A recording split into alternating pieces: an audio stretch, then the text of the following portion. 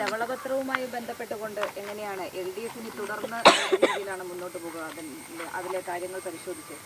അല്ല, ധവളപത്രം മുന്നോട്ട് വെക്കുന്ന ചില പ്രശ്നങ്ങളുണ്ട്.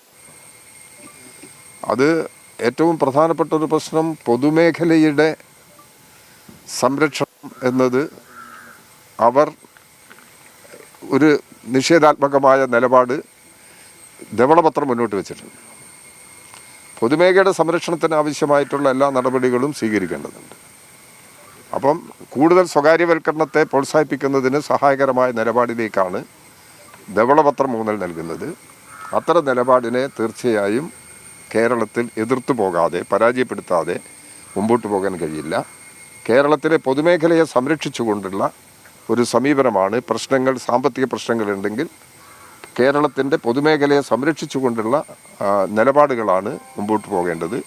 അതിന് സഹായകരമായ അന്തരീക്ഷം കേരളത്തിൽ സൃഷ്ടിക്കുന്നതിന് എല്ലാ നടപടികളും ഇടതുപക്ഷ ജനാധിപത്യ മുന്നണി സ്വീകരിക്കും. ധവളപത്രത്തിന് ബദൽ ഉന്നയിക്കേണ്ട പ്രശ്നമില്ല. ഞങ്ങൾ നാടിൻ്റെ സമ്പദ് വ്യവസ്ഥയിൽ എടുത്തിട്ട് വന്നിട്ടുള്ള നിലപാടുണ്ട്. ഇപ്പം കേരളത്തിൻ്റെ വികസന രംഗം പരിശോധിച്ച് കഴിഞ്ഞാൽ കഴിഞ്ഞ 10 വർഷക്കാലം വൻ വികസന പദ്ധതികൾ കേരളത്തിൽ ഉയർന്നു വന്നിട്ടുണ്ട്. അതാരും ഇതുവരെ നിഷേധിച്ചിട്ടില്ല. കാരണം ജനങ്ങളുടെ മുമ്പിലുള്ള അനുഭവങ്ങളാണത്. ജനക്ഷേമ നടപടികളിലും മറ്റൊരു കാലത്തും ഇല്ലാത്ത നിലയിലെ മാതൃക ഇടതുപക്ഷ ജനാധിപത്യ മുന്നണി കാണിച്ചിട്ടുണ്ട്. ഇതിലെല്ലാം കേരളത്തിൻ്റെ സാമ്പത്തിക നില വളരെ പ്രധാനപ്പെട്ടതാണ്.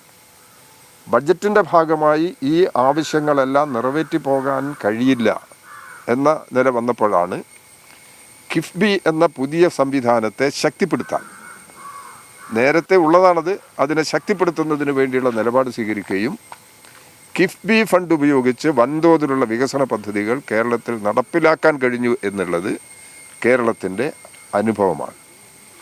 അപ്പോൾ ഇങ്ങനെ ഒരു നിലപാട് നമ്മൾ സ്വീകരിച്ചതുകൊണ്ട് കേരളം വികസന രംഗത്ത് വൻ കുതിപ്പ് നേടാൻ കഴിഞ്ഞിട്ടുണ്ട്. ആ വികസന നിലപാട് കേരളത്തിൽ തുടരേണ്ടതുണ്ട്.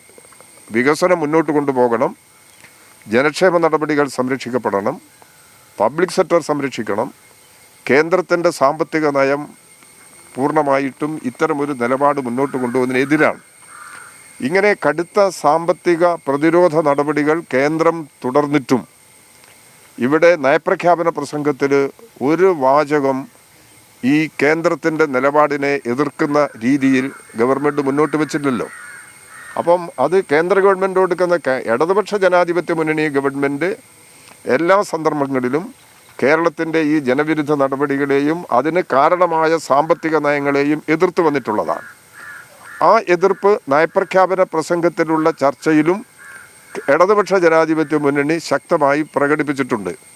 ഇപ്പോഴും ആ നിലപാട് തുടരുകയാണ്. എന്നാൽ UDF ആണെങ്കിൽ ഒരു തരത്തിലും ഇപ്പം കേന്ദ്രത്തിൻ്റെ ജനവിരുദ്ധ നടപടികൾക്കെതിരായിട്ട് സമരങ്ങൾ സംഘടിപ്പിച്ചില്ലേ? മുഖ്യമന്ത്രിയുടെ നേതൃത്വത്തിൽ ഡൽഹിയിൽ നടത്തിയ സമരം ദേശീയ തലത്തിൽ ഒരു പുതിയ മാനമുണ്ടാക്കിയിട്ടുള്ള സമരമാണ്. അപ്പോൾ അത്തരം നിലപാടുകളെല്ലാം കേരളത്തിൻ്റെ താല്പര്യങ്ങൾ സംരക്ഷിക്കുന്നതിന് വേണ്ടി ഞങ്ങൾ സ്വീകരിച്ചിട്ടുണ്ട്, ഇടതുപക്ഷ ജനാധിപത്യ മുന്നണി സ്വീകരിച്ചിട്ടുണ്ട്. ഇനിയും കേരളത്തിൻ്റെ താല്പര്യങ്ങൾ സംരക്ഷിക്കുന്നതിനുള്ള, കേരളത്തിൻ്റെ താല്പര്യങ്ങളെ നിഷേധിക്കുന്ന ഏത് നീക്കം ഗവൺമെൻറ്റിൻ്റെ ഭാഗത്തുനിന്ന് വന്നു കഴിഞ്ഞാലും അതിനെ എതിർത്ത് പരാജയപ്പെടുത്തുന്ന നിലപാടിലേക്ക് ഞങ്ങൾ പോവുക തന്നെ ചെയ്യും. ഇടതുപക്ഷ ജനാധിപത്യ മുന്നണി ആ നിലപാട് വ്യക്തമാക്കി കഴിഞ്ഞിട്ടുണ്ട്. ഗവൺമെൻറ് അതിനനുസരിച്ചുള്ള നയപരമായ നിലപാടുകൾ സ്വീകരിക്കുകയാണ് വേണ്ടത്.